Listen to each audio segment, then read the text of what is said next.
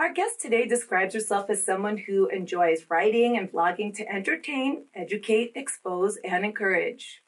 As a commercial photographer helping brands plan and curate image libraries that easily handle the rapid need for timely, fresh images for websites, marketing materials, and social media, she has also been attributed the moniker marketing guru due to the unparalleled nature of her ability to turn all media into one cohesive engine representing the brands that are her clientele.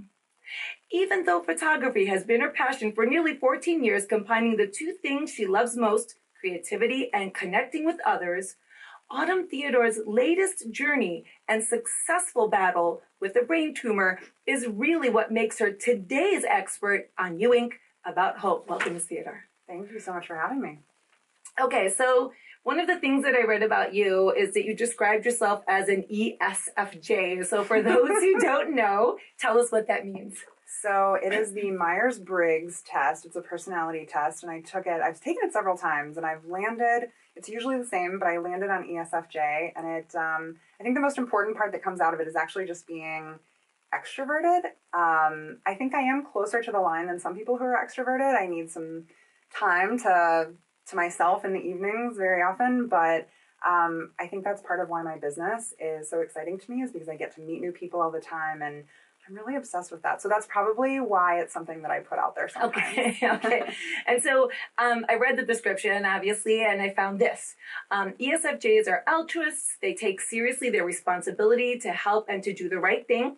They love to be of service, enjoying any role that allows them to participate in a meaningful way, so long as they know they're being valued and appreciated. So this brings me to the service that you have provided to others by letting them share your journey when you were first diagnosed with the brain tumor. I mean, you did it right from the gate. I did. And can you tell us about that? And of course, by listening to your story, I'm sure we'll all find a good lesson about hope in there. Sure.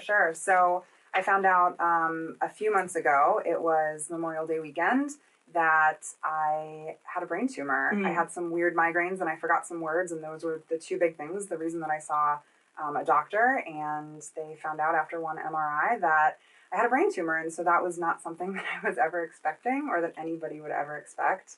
But it all went very quickly, like so many very important surgeries do. I think it took about 10 days, and then I was already in surgery and had no idea how I was going to wake up. But when I woke up, they told me that they removed 100% of it, which is a dream. Yeah.